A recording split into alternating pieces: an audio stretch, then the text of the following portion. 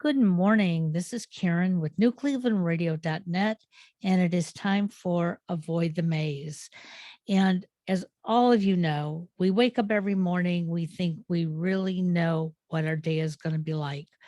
And the reality of it is, some of us have that day that we planned out. But for the most part, we hit roadblocks during the day. And sometimes those roadblocks only last for a couple of seconds. Sometimes they can really make the day feel like a year or longer. My guest today is Alexa Randolph, and she comes from my hometown of Detroit, Michigan. Um, and she has a story to share with us that I think many of you are going to start to relate to because I used to call it invisible pain syndrome. But the real name is, just saw it on your post, central pain syndrome. So now we have a new name for something. So Alexa, welcome and give us a little background as to why you even want to discuss this today. Yeah, hi. Thank you so much for having me. And I think it's important to talk about stuff like this, to talk about just invisible illness or mental health, because so many people might feel alone, and nobody should feel alone. And we all have something. Right. And if we don't right now, we might have something in the future, whatever it might be. And just to know you're not alone is, I think, so important. So you were in a car accident. Um, and was it the car accident that spurred this on, or did you have this medical issue prior? No, everything was from this accident. So Okay. what happened was I was visiting family in Vegas, and on our way home from dinner, we like had our green light and we went, and a lady ran a red and T-boned us on my side of the door, and I was a rear passenger. And my head hit the window a couple times, and so what ended up happening was it ended up being like a bad concussion. But okay, so the whole story is I EMS checked us out. Everything was okay. I just had a little bit of a headache, like where I got hit, but that's also just normal when you get hit. So then we didn't go to the hospital. They said we don't have to. So then a couple days later, I start getting, like within the next couple days, I start getting like dizzy and nauseous, and like my head's hurting and like everything like that says a concussion. So we went to the doctor, my uncle's doctor, and they basically told me it was actually a sinus infection, that I must have been having it or about to come on, and then all of a sudden, because I got hit, that came on. Okay, it doesn't really make any sense, but whatever. I wasn't going to argue with the doctor. I Sure. didn't, especially at the time. I just didn't know anything. So a couple of days later, I went home and went to my doctor, and I had been having neck issues too. So I went to like a chiropractor, and then my doctor was saying a lot of it just sounds like it could just be depression from the accident. So I'm like, all right, at this point, maybe it's just whatever. I have to move on. So I ended up finally getting a job because I had just graduated like 2 months before. So I never Okay. had a chance. And I started working with like my dream job, which was at the time was like to work with an event planner and to be an event planner. So I was doing helping as an assistant with like weddings and bar and bat mitzvahs. Then like as time went on, I just kept not feeling great.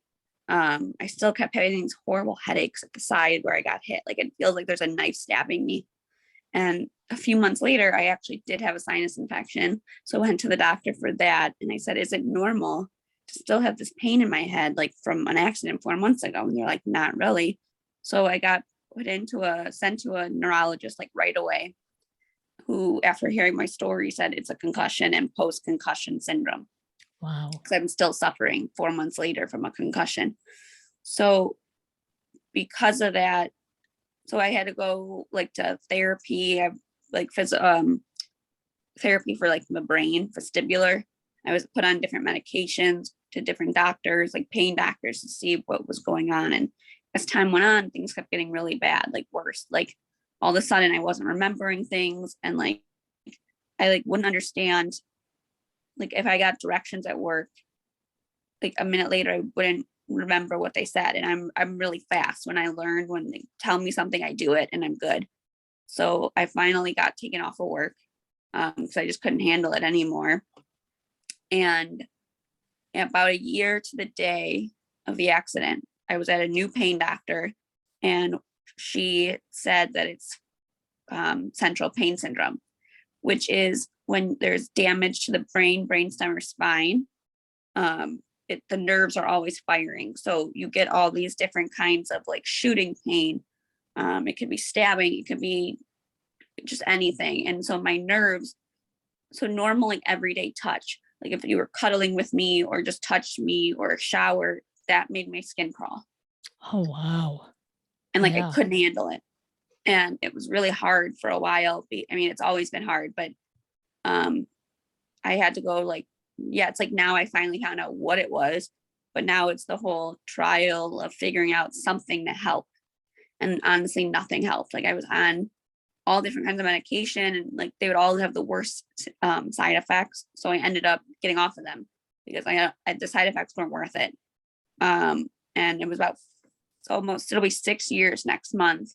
And I finally tried, it's called a ketamine infusion.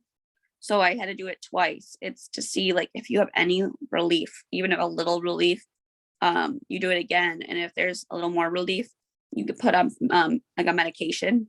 Okay. And so far since January, I've been in like minimal pain. So I finally am in a good place after almost 6 years. Wow. And so let's go back to 6 years ago. There you are out in Vegas. You've just graduated college. Your whole future is in front of you. Yeah. This is exciting. No fault of yours. You're in an accident. And I hate to use this word, but doctors practice medicine. And so if we Yep. don't I understand. if we don't get in front of the right doctor at the right time, we are sort of looked at as, oh, it's not a big deal. Okay. Oh yeah. I had a doctor telling me it was in my head and I was crazy. Yep. In so many words. So. And more women get that comment from doctors than men do. Especially male doctors. Yep, exactly. Yeah. When I was 18, I started suffering from migraines. And I always would say to the doctor, so when I was 18, I said to the first doctor, a year ago, I was in a car accident. I almost died in the accident because the engine fell into the front seat. I got out in time before it actually came in, but I had a concussion. I had other cuts and bruises that needed to be taken care of. And I had a hip that was out of socket, which they popped back in. And basically I was told, go home and you're going to heal. But then a year later, here I am in college and I'm experiencing migraines. And even my mother would say to me, put a nice pack on, then go to class, ignore it, it'll go away. And if you've never suffered with pain, I did. Yeah. And I've um, had migraines. They're the worst. So the people around us really don't know what to say. So they make the comments, really? I mean, they look at you and they say, well, how much are you hurting, Alexa? Well, in the beginning, you probably said a lot. As time went on, and you were trying to live normally, they probably wonder, well, how much pain can you really be in? You're working. Okay. Yeah. So I'm so glad that we're having this conversation because there are so many people out there that are in the same way. You don't have to be in a wheelchair, use crutches, be blind, Right. There are people who look absolutely beautiful day in and day out, and they're suffering. Yep. So more common than people realize. Right. So for 6 years, you were sort of like a guinea pig, I take it. Let's try this medication. Let's try this. Yeah. So when you heard about the infusion, and I have to say, it seems to be a new wave in medicine, that there seems to be infusions for many different illnesses that we never Yeah. heard of before. Um, so when you first heard about it, were you skeptical or optimistic? I was just like, okay, let's try it. I kind of lost my optimism after a while because I just every time I tried something, nothing worked. So I kind of lost that optimism, Yep. but I was going to try it because originally what actually happened was I was in the process of possibly getting a I forgot what it's called. It's like a little machine that goes into your back with electrodes, Okay. Yeah. and then like you use like a little remote and it helps. And I was actually in the process. I had to talk to like a neuro psychologist. I had to talk. Then I had to have a bunch of doctors had to talk about it, what they thought.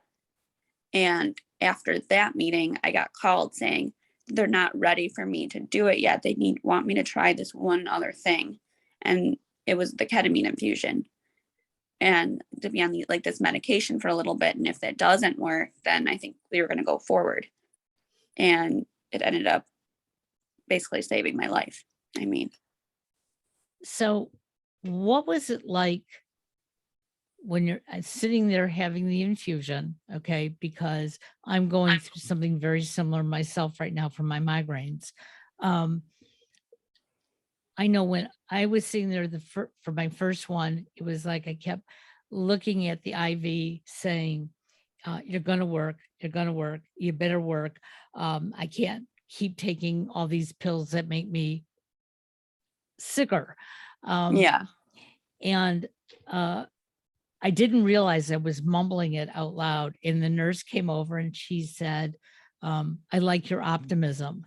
And I just sort of Oh, looked at her and I said, uh, I've been suffering for 50 plus years. So I don't know if it's optimism or praying or what it is, but it's got to work.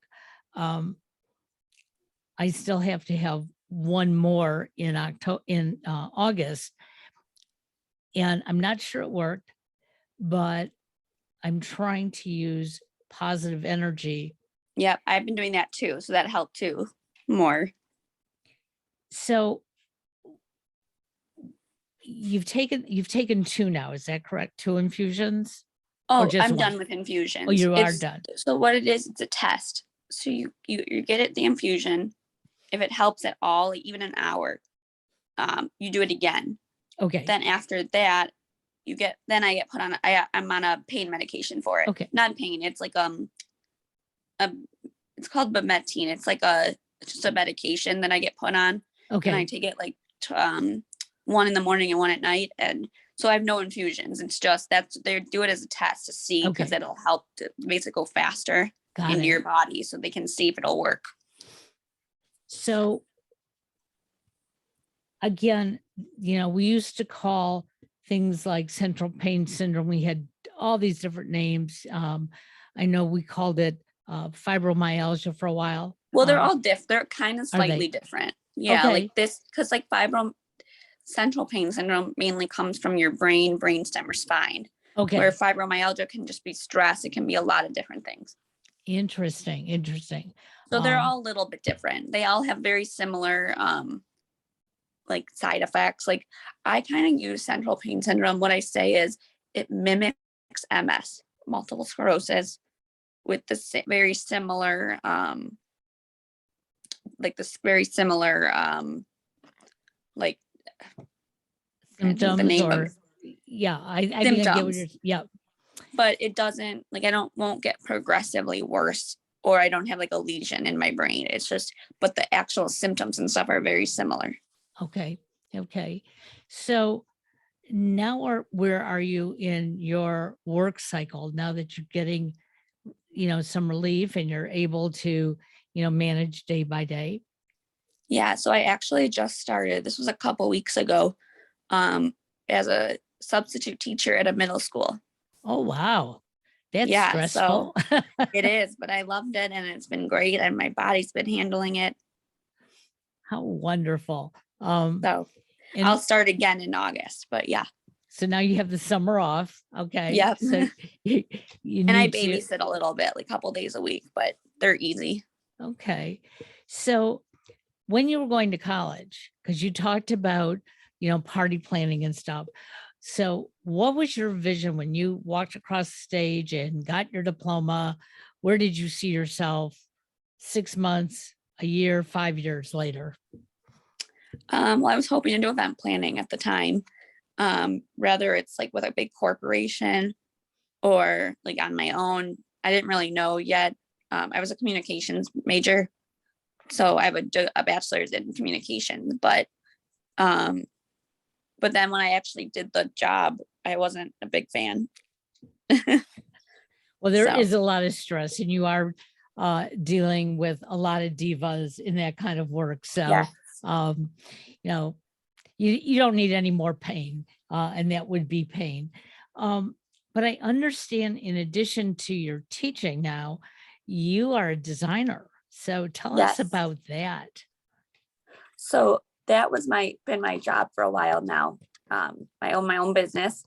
So I do custom design. So it's on like I could do t-shirts, I do wine glasses, I do like beer glasses, all kinds of things for all kinds of occasions.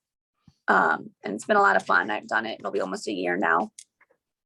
And I I love it, but it's just not, it wasn't sustainable necessarily for a full time, at least Uh, not yet, maybe eventually. But sure. so I decided to try something else.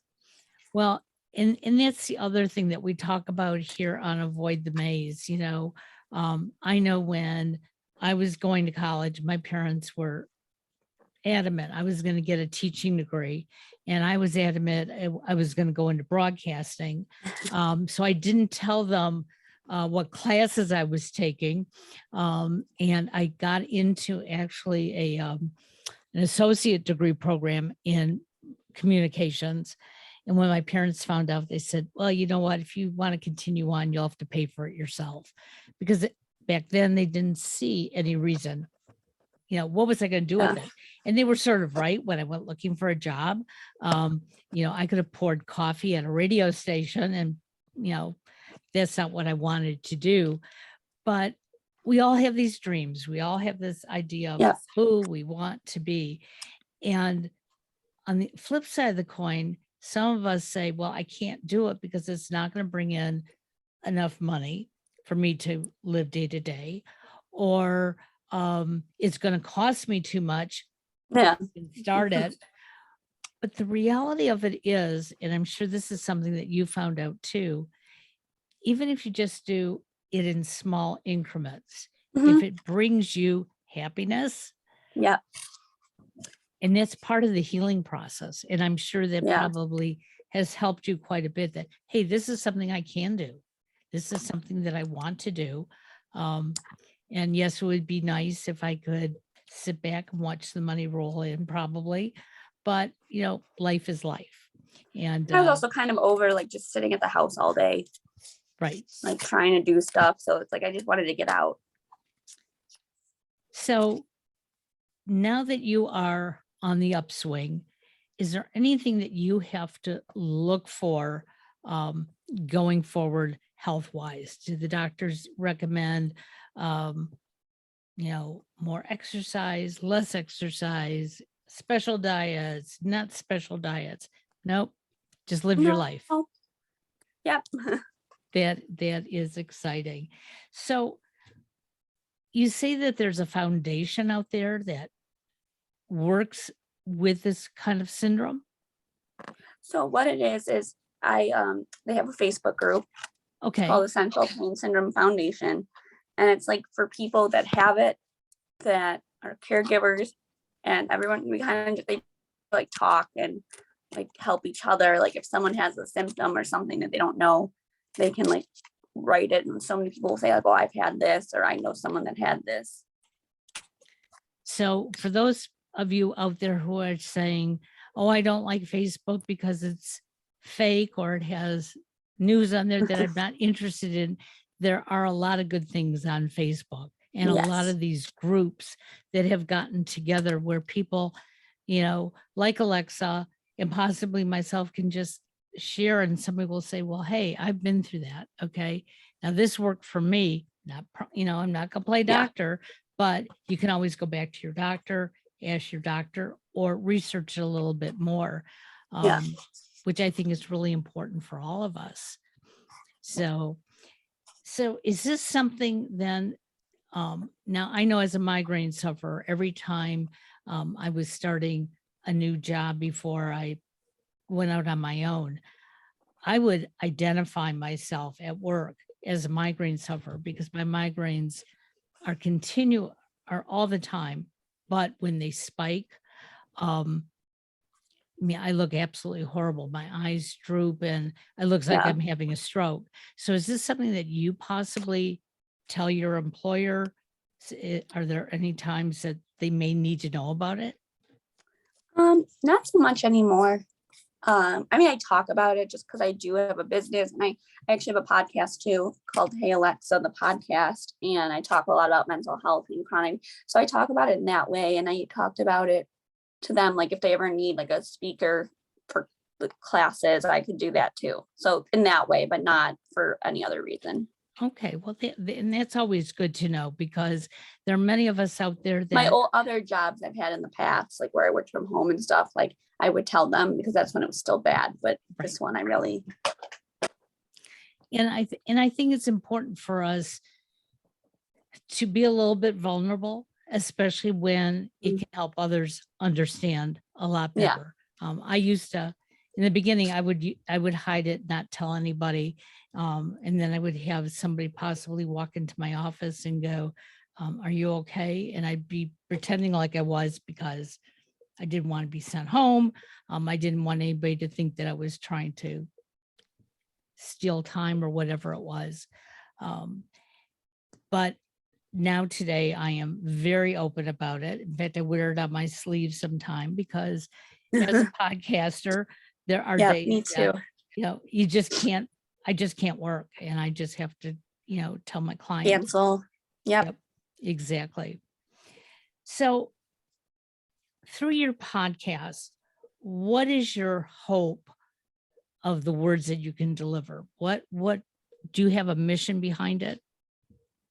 Basically, just to, yes, it's everyone has a story and everyone's story deserves to be heard. I talk about mental health. I talk about chronic pain, chronic illness.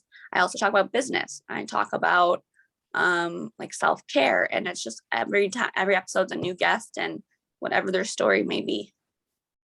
So how can people find your podcast?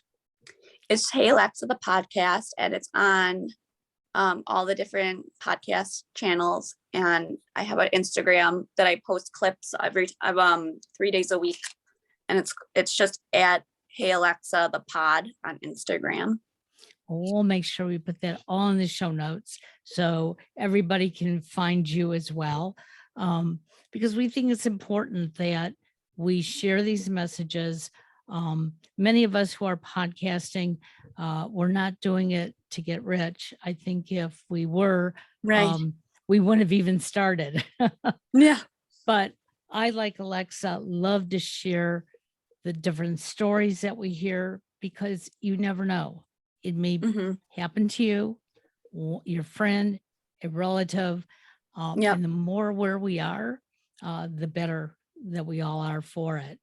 And I really applaud you for talking about mental illness because so many people want to run away from it. And the Yep. reality of it is we're all suffering, maybe not to the same extreme, but yesterday, the last 2 days, I was traveling with my husband and everything that we had planned for business was just not falling into place. And I just had to remind myself, it's okay. We'll Yep. get through this. It's one more hurdle. And when we were finally traveling back home around 5 o'clock last night, the two of us were sort of laughing that we got through 2 days without killing each other. And I thought that was remarkable. So there was our positivity. We made it through. Yes. So do you have a website, Alexa? Yep. It's just www.customdesignsbyalexa.com and everything's there. Well, we will make sure, again, we put that in our show notes. We're glad that you could join us. Stay healthy, hopefully Thank you. pain-free, and Hopefully. absolutely, and enjoy your new teaching job. Thank you. Have a great day, hon. Bye-bye now. You too.